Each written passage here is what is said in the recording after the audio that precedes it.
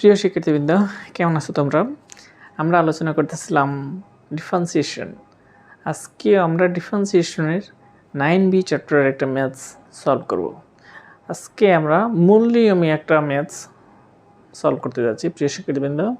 তো প্রিয় শিক্ষার্থীবৃন্দ, আমার লাস্ট ক্লাস পর্যন্ত যদি তোমাদের কোনো প্রবলেম থেকে থাকে, এটা আমাকে কমেন্ট বক্সে জানাও, আমি তোমাদের রিপ্লাই করব। তো প্রিয় শিক্ষার্থীবৃন্দ, শুরু করা যাক।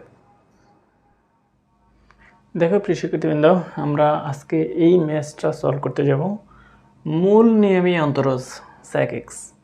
sec x কে কীভাবে আমরা মূল নিয়মী অন্তরজ করব সেটা আমরা এখন দেখতেছি। তো আমরা প্রথমে লিখি, ধরি f of x equal sec x, therefore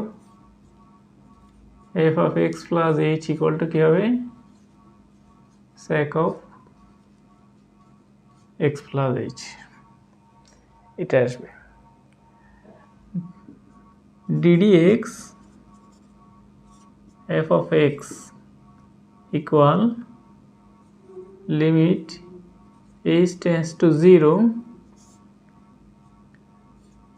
f of x plus h minus f of x divided by h।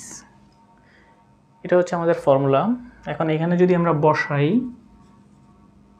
limit h tends to 0 f of x plus h মানে হচ্ছে sec of x plus h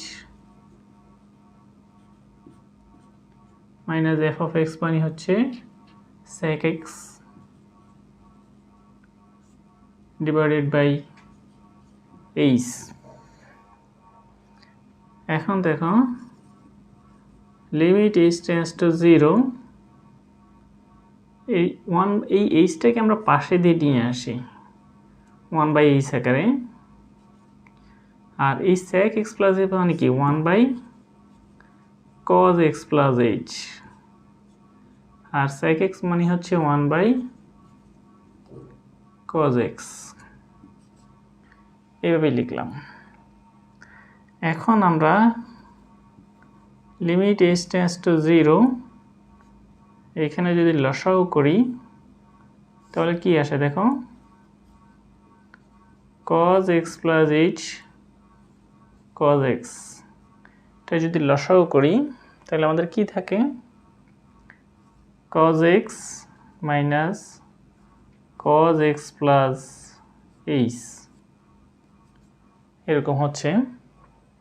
এখন এখানে আমাদের ত্রিকোণমিতির সূত্র আমরা apply করব, কি cos c minus cos d। Limit h tends to 0 1/h cos c minus cos d 2 sin c plus d by 2 আর sin d minus c by 2 d minus c by 2, আর এখানে cos x plus h cos x। Limit h tends to 0 1/h, এখানে দেখো 2 sin x মানে হচ্ছে 2x plus h, তাহলে 2 কাটা করলে কত হয়, x plus h by 2, আর এখানে sin h by 2, আর নিচে যা আছে তা cos x plus h এবং cos x। এভাবে আমরা লিখতে পারি। এখন এই জিনিসটাকে আমরা কীভাবে সলভ করব, আমাদের একটা ফর্মুলা আমরা জানা আছে, limit h tends to 0 sin h divided by h equal 1। ওই ফর্মুলাতে ফেলানোর চেষ্টা করি আমরা। দেখো এটাকে আমরা একটু এই দিকে নিয়ে আসি, equal limit h tends to 0, এই 2টাকে সরাই রাখি, এই যে সাইন h/2 আর এখানে একটা h আছে, তাহলে এখানে এভাবে লিখি sign h/2 divided by h/2, অর্থাৎ এই 2টাকে আমরা এখানে নিয়ে আসলাম, h এর নিচে নিয়ে আসলাম, তাহলে এইটা একটা, আর বাকিটুকু যেভাবে আছে সেভাবে আমরা বসিয়ে দিই, into limit h tends to 0,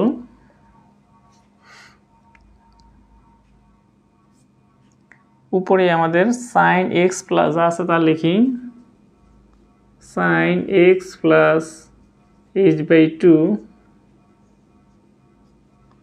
আর নিচে cos x plus h into cos x যা আছে তা আমরা বসিয়ে দিলাম। এখন এই যে মানটা, এই মানটার মান কত? 1 ইন্টু, আর এখানে যদি আমরা লিমিট বসিয়ে দিই তাহলে কি থাকে দেখো, sine x plus 0 cos x plus 0 cos 0, limit বসিয়ে দিলাম, তাহলে কি হচ্ছে সাইন এক্স, আর নিচে হচ্ছে এখানে cos x,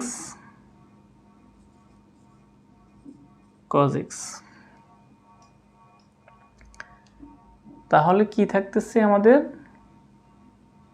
ইকুয়াল, এখানে আমাদের এখানে তো cos 0 হবে না, cos হবে এখানে x, কারণ আমরা তো h এর মান বসাই দিই, h টেন্ডস টু 0, আমাদের একটু ভুল হয়েছে, এটা অ্যাকচুয়ালি h টেন্ডস টু 0, তাহলে এখানে তো cos x, সেই জন্য cos x ই বসে যাবে, তাহলে এটাকে আমরা cos x into cos x লিখতে পারি।